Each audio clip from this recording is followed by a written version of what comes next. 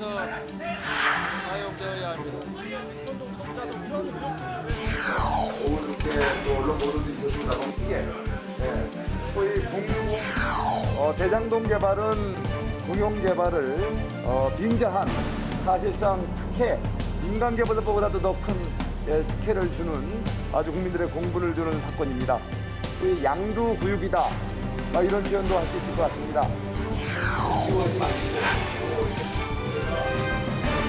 이번에 또 나온 이유가 대통이가 원래 대장동 사태를 제가 이 풍작에서 이렇게 썼던 소품이에요, 지난 9년 때.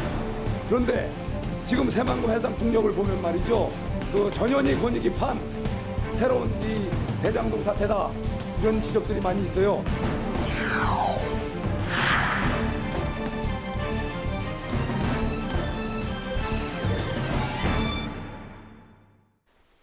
네, 국회 라이브 6 파워 인터뷰 시간입니다. 그동안 이재명 대표의 대장동 사건 관련해서 누구보다 날카롭게 지적을 해오셨던 분인데요. 한강 뉴욕 지역구 의원으로 의미 있는 지역 현안까지 두루 챙겨가면서 활약 중인 재선의 국민의힘 송석준 의원과 함께하겠습니다. 의원님 반갑습니다. 어서 오십시오. 네, 안녕하세요. 반갑습니다. 네.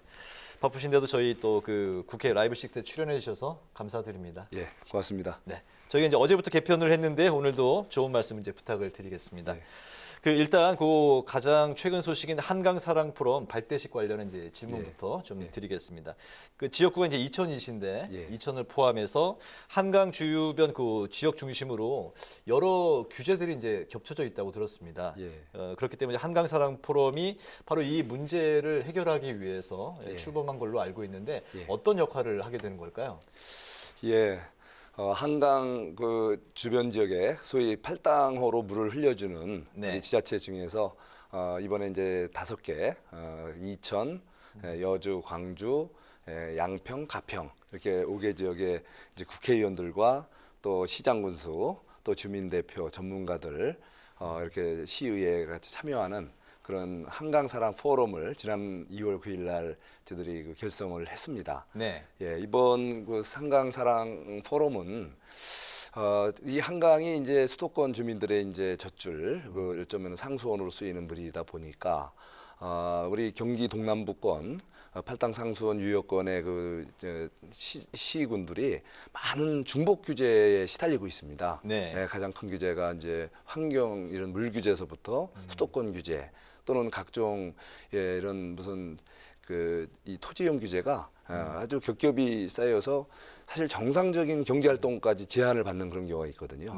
그래서 또 어떻게 하면은 이 한강 유역권 이런 시군이 건강하고 지속 가능한 발전, 성장을 할 수 있게끔 그 뭔가 제도 개선 사항이라든가 관련 또 민원 여러 가지 시민들이 겪는 고통 이런 것들을 합리적으로 대안을 제시하고 또 제도 개선 방안도 모색하고 정부 중앙 정부로부터 또 이렇게 좀 지원을 받을 수 있는 사항들을 적극 발굴해서 같이 한강이 애물단지가 아니라 한강을 사랑하는 그런 우리 주민들 지자체가 될 수 있도록 서로 이렇게 협업을 하자고 만든 그런 포럼입니다. 바로 지금 그 현장 사진이 지금 나오고 있네요. 네. 지난주 목요일에 있었네요? 예, 맞습니다. 네, 알겠습니다.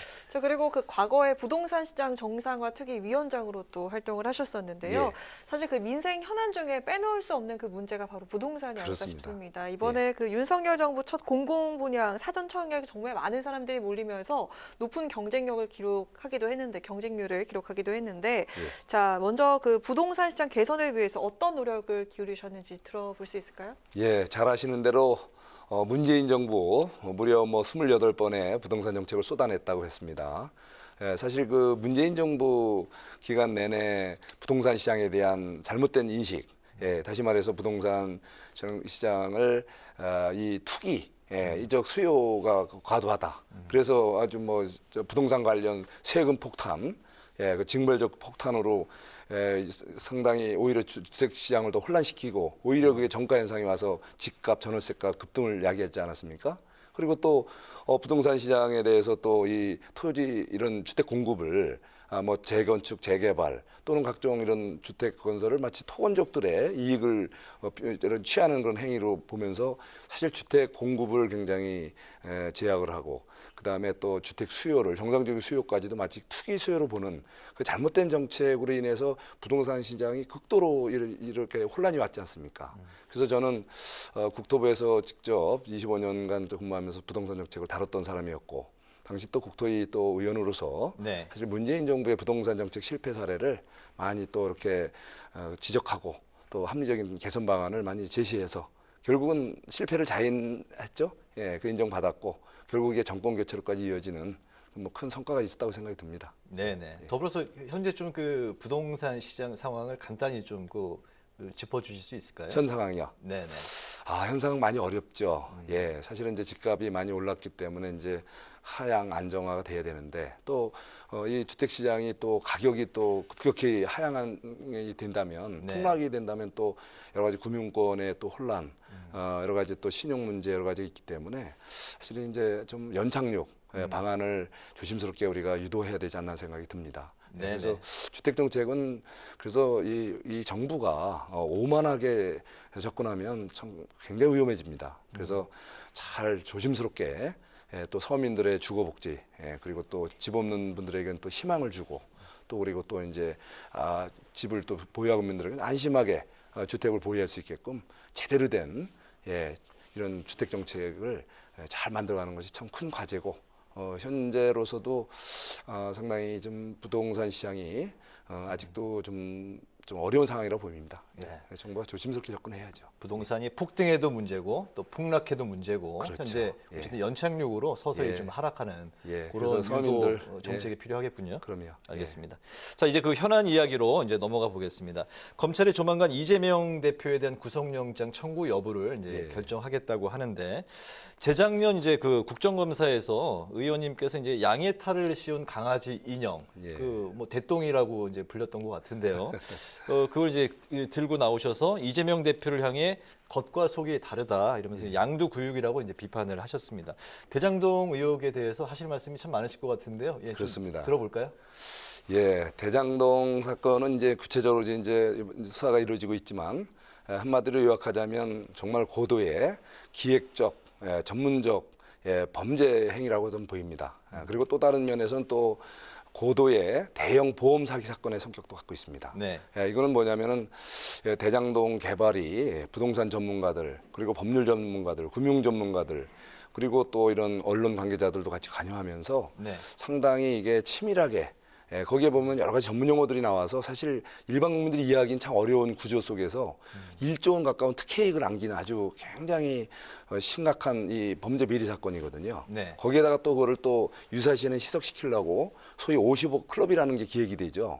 그게 바로 이제 문제가 터지면 그거를 또 이렇게 더 드러내서 이것이 분명히 이거는 지방 권력이 이 부동산 비리 개발 비리 세력들과 유착된 전형적인 이런 부동산 개발 비리 사건인데 이것을 또 무슨 정치권 또 이 법원 이런 관계자들을 거기에 끼워 넣어 갖고 같이 또 이렇게 연루시켜서 그거를 자꾸 이슈화하면서 마치 이게 뭐 국민의힘 게이트니 뭐 무슨 뭐 이런 자꾸 엉뚱한 옷을 이렇게 씌워서 호도한단 말이죠. 그래서 저는 이번 그 대장동 사건을 전형적인 양도구역 사건이다. 실제 공공 개발을 가장한 양의 탈을 쓰고 사실상 민간 이 특혜 비리를 이 바로 시장의 권한, 시장의 인허가권이 다 거기에 총동원이 돼서 한 뭐 7, 8개의 그 특혜를 주면서 1조 가까운 특혜 이익을 남긴 아주 전형적인 이 비리, 이 부패 사건이거든요. 지방 권력. 그럼 그거에 대해서 엄정하게 이제 심판을 받아야죠. 이미 이제 관계자들이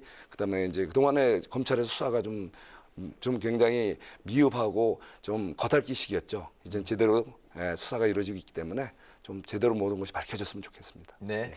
네, 이제 검찰이 이재명 대표에 대한 구속영장을 검토 중인 것으로 알려지면서 민주당 측에서 맞불을 놓기 시작했는데 대장동 사건과 김건희 여사 사건을 다루는 그 쌍특검 카드를 꺼내 들었습니다. 어떻게 보십니까?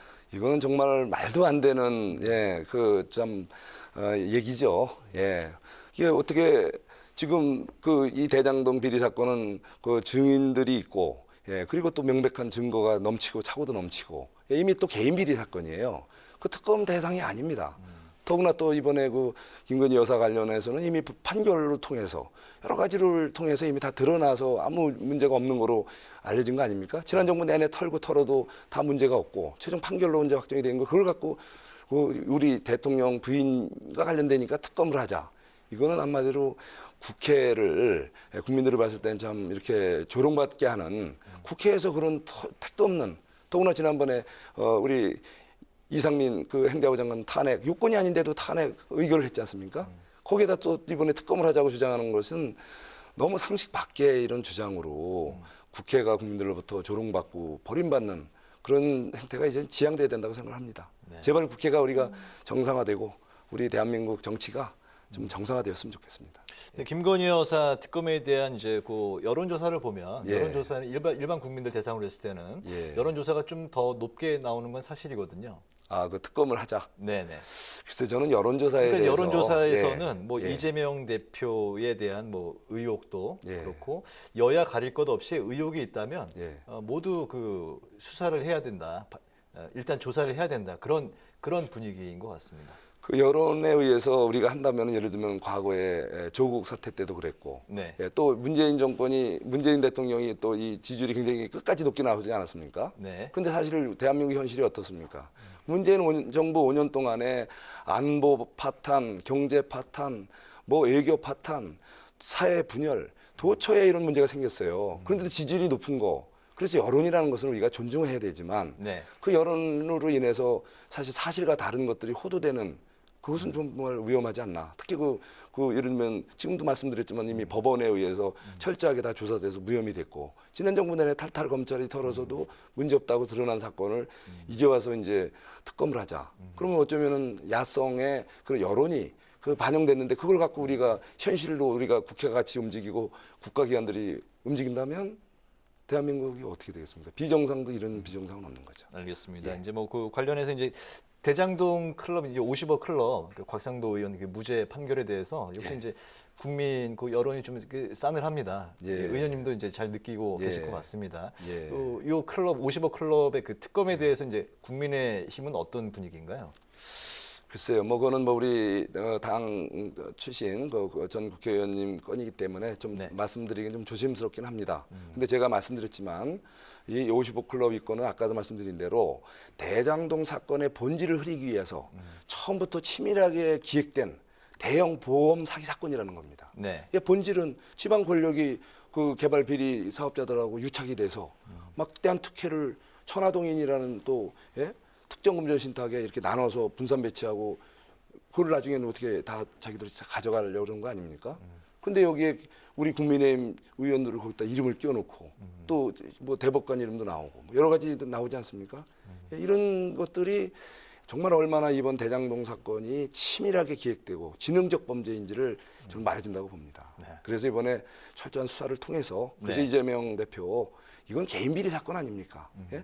그 본인이 뭐 우리 야당 대표 시절에 이 저질러진 사건도 아니고 과거 시장 시절에 그 부패 세력들과 연루가 돼서 벌어진 사건이니까 제대로 수사를 받아서 명쾌하게 좀 밝혀졌으면 좋겠습니다. 네. 55 클럽 건은 이제 국민의힘도 내부 검토 중인 거라고 이제 전해졌기 때문에 철저하게 조사해야죠. 네네. 조사해서 잘못된 거는 수사가 잘못됐으면 그건 다시 철저하게 수사하고 제대로 된 증거를 갖고 알겠습니다. 문제가 되면 네. 강력히 대응을 해야죠. 알겠습니다. 대장동뿐만 아니라 권익위를 향해서도 또 날선 비판을 또 쏟아내셨습니다. 작년 정무위원회 국정감사 때도 예. 또 같은 양두 구육 인형을 이제 또 들고 나오셨는데요.